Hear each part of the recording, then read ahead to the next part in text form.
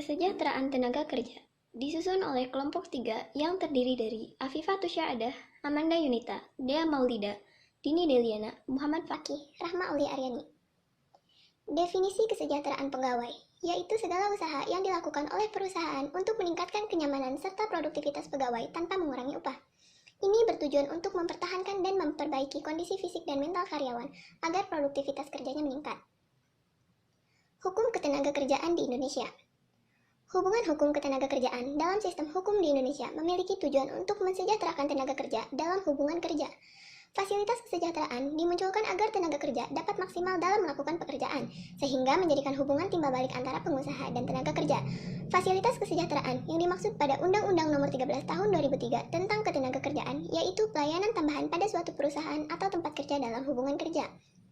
Setiap kewajiban yang seharusnya diberikan oleh perusahaan atau pengusaha ini melekat pada UUD RI tahun 1945 dalam pasal 27 ayat 2. Indikator kesejahteraan pegawai menurut Bokerman et al. 2012.5. Yang pertama yaitu kepuasan kerja, kedua ketidakpastian, ketiga kecelakaan kerja, keempat resiko, kelima tidak ada promosi, keenam tidak ada suara, ketujuh diskriminasi, kedelapan insentitas kerja. Faktor yang mempengaruhi kesejahteraan tenaga kerja. Yang pertama, upah atau gaji. Yang kedua, jumlah tanggungan keluarga. Yang ketiga, usia. Dan yang terakhir yaitu tabungan. Program kesejahteraan tenaga kerja. Program pertama yaitu kesejahteraan ekonomis karyawan, yang terdiri dari pensiunan, asuransi, dan yang ketiga pemberian kredit. Kemudian program rekreasi, yang terdiri dari kegiatan olahraga dan kegiatan sosial. Dan yang ketiga yaitu pemberian fasilitas. Yang pertama menyediakan kafetaria, yang kedua perumahan, ketiga fasilitas pembelian, keempat fasilitas kesehatan, kelima penasihat keuangan, keenam fasilitas pendidikan. Tujuan dan manfaat program kesejahteraan tenaga kerja menurut Hasibuan 2005.187. Yang pertama, untuk meningkatkan kesetiaan dan ketertarikan pegawai dengan perusahaan. Yang kedua, memberikan ketenangan dan pemenuhan kebutuhan bagi pegawai beserta keluarganya. Ketiga, memotivasi gairah kerja, disiplin dan produktivitas pegawai. Keempat, menurunkan tingkat absensi dan turnover karyawan. Kelima, menciptakan lingkungan dan suasana kerja yang baik serta nyaman. Keenam, membantu lancarnya pelaksanaan pekerjaan untuk mencapai tujuan. Ketujuh, memelihara kesehatan dan meningkatkan kualitas karyawan. Kedelapan, mengefektifkan pengadaan karyawan. Kesembilan, membantu pelaksanaan program pemerintah dalam meningkatkan kualitas masyarakat Indonesia.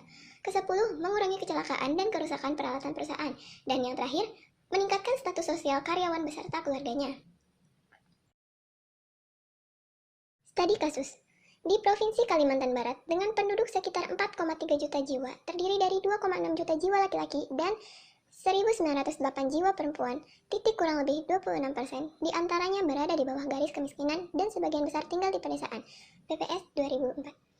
Bila dilihat dari jumlah angkatan kerja penduduk di daerah Kalimantan Barat ini, berdasarkan hasil Susenas 2004, terlihat dari penduduk usia produktif yang berjumlah 1.943.534, sebanyak 1.790.070 di antaranya yang bekerja. Kebanyakan dari mereka bekerja di sektor informal seperti sektor pertanian, sementara mereka yang tidak tertampung di sektor industri dan pertanian di wilayah lokal berusaha mencari pekerjaan di tempat lain, bahkan menyeberang ke wilayah Malaysia. Rupanya, terbukanya peluang kerja di Sarawak, Malaysia ini telah menjadi daya tarik tersendiri bagi tenaga kerja produktif yang tidak terserap pada usaha industri. Baik di kota-kota, beberapa kasus yang terjadi pada tenaga kerja wanita Indonesia belakangan ini cukup memprihatinkan, apalagi di daerah perbatasan Kalimantan Barat. Permasalahan tenaga menjadi semakin kompleks. Dari berbagai kasus yang ada, mereka yang menjadi buruh migran dan korban perdagangan manusia ini kebanyakan berasal dari Kabupaten Pontianak, Sambas, Landak, Sanggau, Sintang, Katapang, dan Kota Pontianak.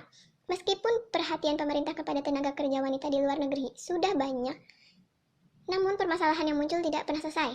Banyak kasus yang menimpa TKW luput dari pantauan. Tampaknya, penanganan masalah hanya bersifat reaksioner, yaitu menyelesaikan perkara orang per orang, kasus per kasus. Baru ketika TKW bermasalah, banyak pihak yang meributkan. Demikian materi yang kelompok kami sampaikan mengenai kasus kesejahteraan tenaga kerja. Semoga bermanfaat untuk teman-teman sekalian.